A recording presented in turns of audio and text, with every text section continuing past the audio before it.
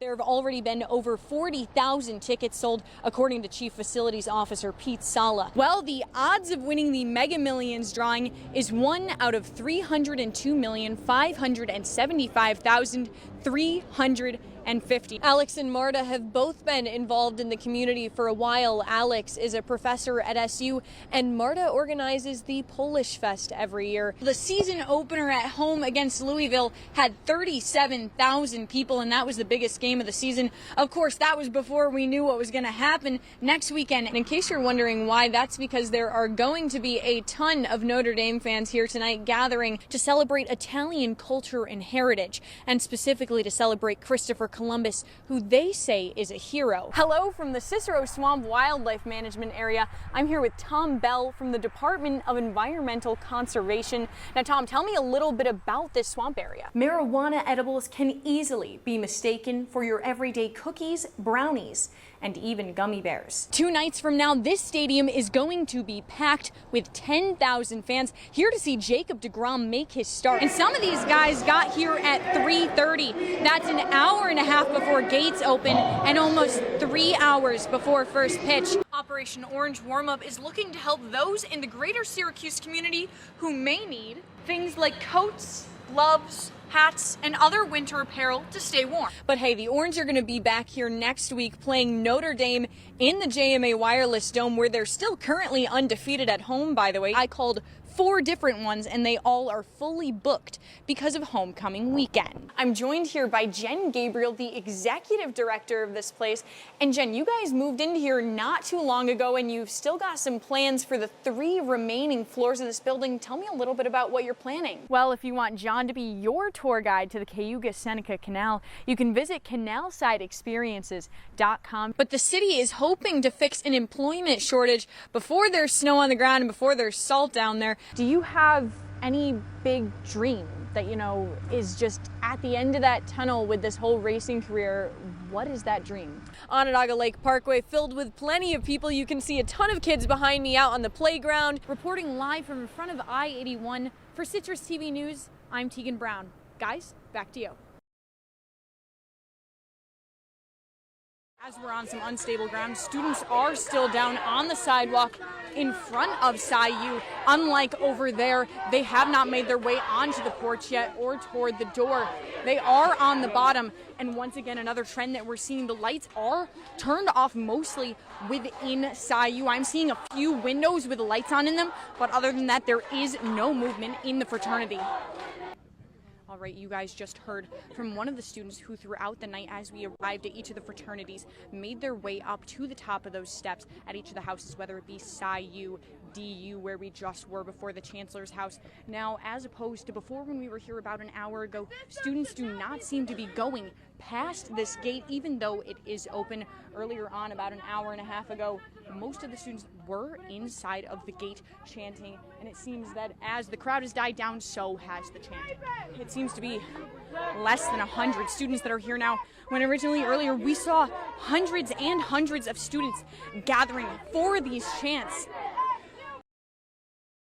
Looking at this property on the corner of Stearns Road and State Route 31, how much would you guess it costs? Well, what if I told you it came with 2.2 acres? And what if I told you it will sit right across the street from Micron? If you had to guess how much this house is selling for, how much would you guess it's selling for? It's over in the property where the Micron's going? Yep. I would probably say about 400, 500,000 with Micron going in there. Try about 4 times that. It's worth over $2 million. That's sick. Honey, we should have bought property over there. So what makes this land so expensive?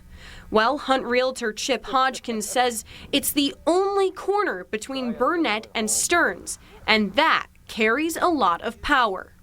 People that are questioning the price of this property, I don't think they quite understand the magnitude of what Micron's going to be bringing, the number of cars that are going to be going through this, the demand for all this land right here to have access to a corner.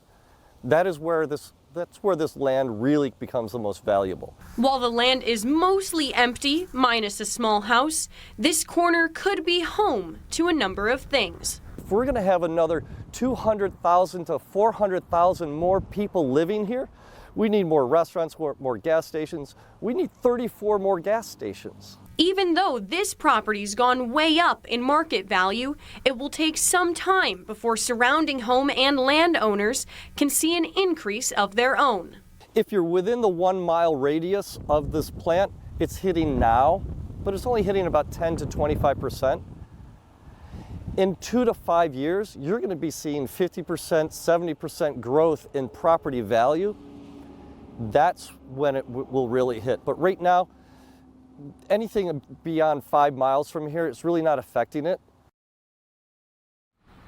Talking to Chip, he said that before Micron was even an idea, that property would have only been worth about $180K at max. But of course, with Micron across the street, that value goes up. Chip also told me that he has about 7 people who have come to him with interest in buying the property right now. And all of those buyers are either out of state or out of the country. Reporting in Clay, I'm Teagan Brown.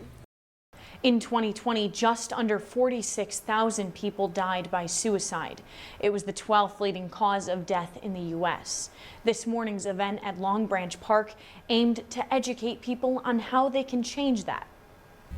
The Out of Darkness Walk in Liverpool is one of hundreds of events organized by the American Foundation for Suicide Prevention, or the AFSP. These walks focus on ending the stigma around talking about suicide and mental health. You never know. You never know what's going on in someone's head, and our goal is to try to end the stigma. Pamela Gottheld lost her son Will to suicide in 2021, and since then has become involved with the AFSP, her team raising over $13,000 on Saturday morning. One of the walk's organizers, Stacy Green, also lost a loved one, her brother. Our community is here to support those who have had a loss, and to help reach out, to get resources, and to let people know that it's okay to reach out if you need help. People of all ages were at the event, including students who spoke out about their own struggles. After opening up to more and more people, I could start to feel this weight of intense fear lift off my chest. It got lighter and lighter the more I talked about my battles more openly, because I finally felt less alone. Money raised by the event goes toward education about suicide prevention and mental health at schools and businesses. Start opening up, start talking about it, and let's end the stigma. When asked what people can do if they see a loved one is struggling, Gottheld said the most important thing you can do is ask them how they're doing. 988 is also a 24/7 hotline for those who need help with mental health resources and suicidal thoughts. Teagan Brown reporting.